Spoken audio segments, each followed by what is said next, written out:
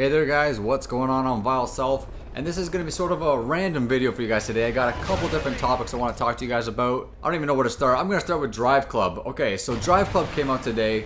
It's getting some pretty mixed reviews. Some people love it. Some people kind of don't love it at all.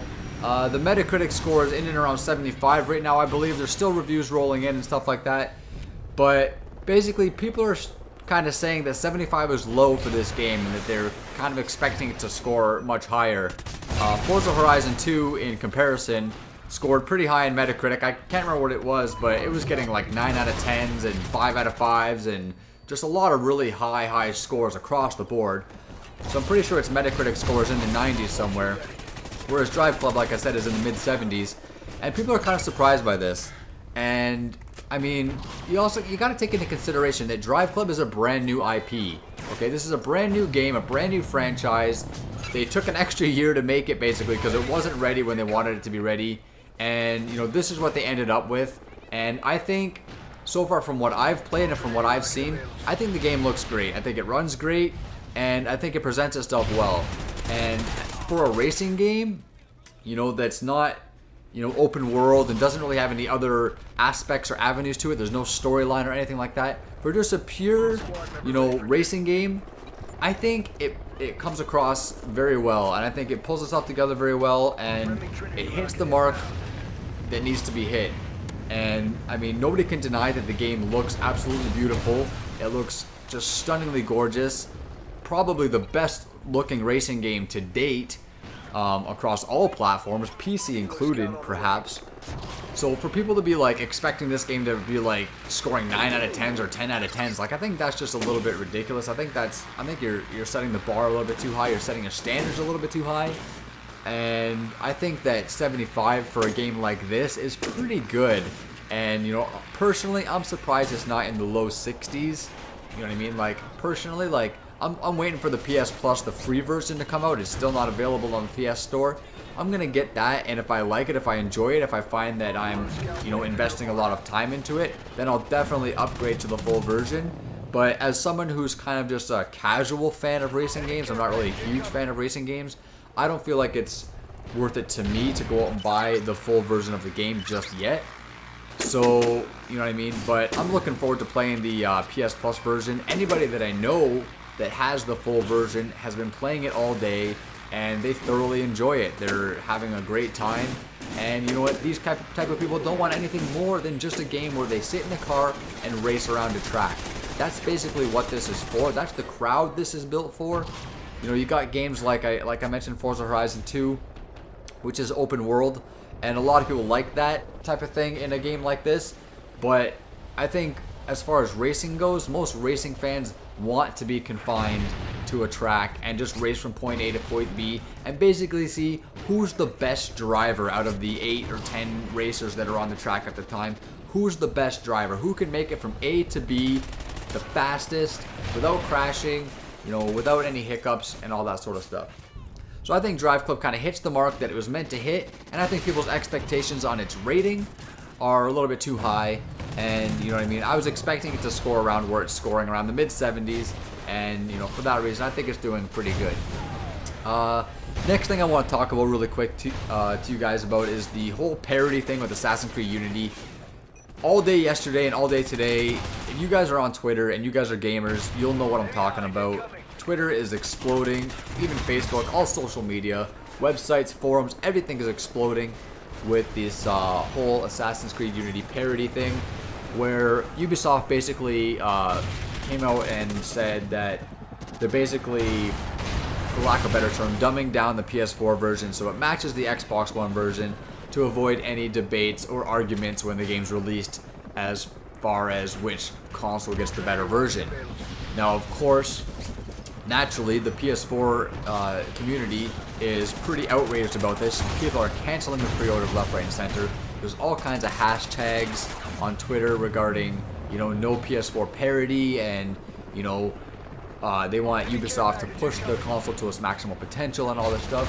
Ubisoft did respond to the backlash, stating that, you know, they're not holding the PS4 back, that they've run into some bottlenecking issues with the CPU that's preventing them from hitting 1080p. You know, this kind of stems back all the way to E3 when Ubisoft announced that they were striving for 1080p 60 frames per second on both Xbox One and PS4. So to hear that the game's only going to be 900p at 30 frames per second is pretty disappointing. And in a way, I guess you can maybe call it sort of false advertising, since they did kind of announce that at E3. I think it's pretty obvious that Ubisoft is not pushing these consoles to their full potential, especially the PS4. I mean, they're talking about the CPU having issues. We all know the CPU in the PS4 isn't clocked as high as the Xbox One, but it still is a more powerful CPU. There are, you know, things in the PS4's architecture that help the CPU run better. There's a separate audio chip that takes all the tasks of the audio off the CPU. There's also the GPU, which is the GPU offloading tasks from the CPU. Makes the CPU run a lot smoother, makes it run more efficiently. And so there's things that they can do, you know what I mean? There's things that they can do, there's tools they can use. They can work closer to the metal, and they can get this game running at 1080p. I know they can't. 60 frames per second might be a little bit pushing it, but they can definitely get it running at 1080p. And if they can't get it running at 1080p, then at least do it at 900p, but at 60 frames per second. Like, it's really kind of a bummer for them to announce 1080p 60 frames and then give us less resolution and less frame rate than they originally announced. I think that's just kind of a slap in the face to the fans that have been looking forward to this game. I also want to address one thing. There's people on Twitter right now, like all over Twitter, who are saying that they're canceling their pre-orders unless Ubisoft can get the game running at 1080p on PS4. Now, personally, I think that's great. I agree. Get the game running at 1080p on PS4. But I would also like to stress that I would like to see the game running at 1080p on Xbox One as well. I don't want to have a version that's better on PS4. I mean, if it is, it is. But I'm not saying, you know, I think a lot of people are painting the picture that they want the game to be inferior on Xbox One, and that is not what this is about. I want both platforms to get 1080p, okay?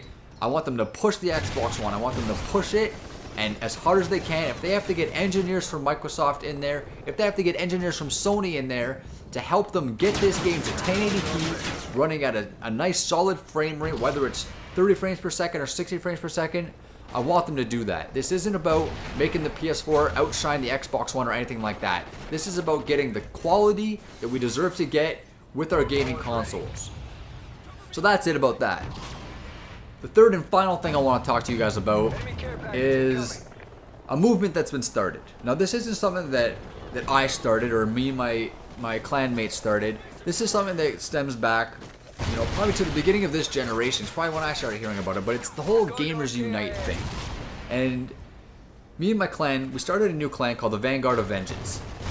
And through this clan, we have established what is called the Vanguard community. Now, this is a new idea, this is still fresh, and we have a Facebook page that we are encouraging you and any other gamers or any other people with passions like that to join this page and partner up with us and just communicate and enjoy the love of gaming with each other.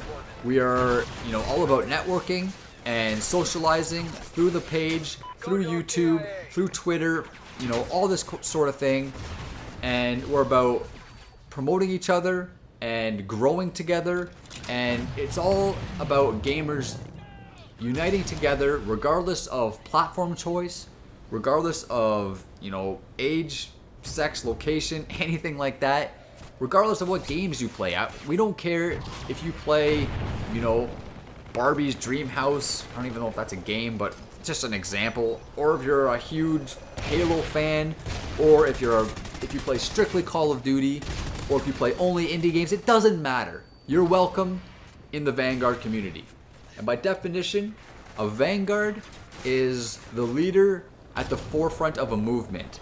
So this is your chance to become a Vanguard. And you can be part of this community and spread the love and the joy and connect with other gamers. If you have a YouTube channel, you can promote your YouTube channel on this page. We'll help you grow. We'll network together. You know, Same thing with Twitter. We're here to help each other. We're here to relate to each other and to leave all the drama aside, leave all the hate aside, leave all the fanboy arguing aside, and just get together and enjoy gaming as it's meant to be enjoyed. That's all I want to say about that. I'm going to leave a link in the description below for the Vanguard community. Please check it out. Don't be discouraged if you only see a few likes on the page. We just started this out recently. There's only a few of us on there right now. We need your help to get this going. So please sign up for it. Well, you don't have to sign up. Just like the page on Facebook. You know, share it with your friends. Share it with your fellow gamers. Share it on your YouTube channels. Whatever you guys want to. Just spread this around. Be a part of it. It's definitely a positive thing. It does nothing but good for the community. And we definitely think, you know, that this is going to go somewhere far. So anyways, that's going to be it for this commentary today. I want to thank you guys for watching. Thank you guys for listening to me blab about these things, giving you guys my opinions and so forth. And yeah, I'll see you guys on the flip side. Peace out.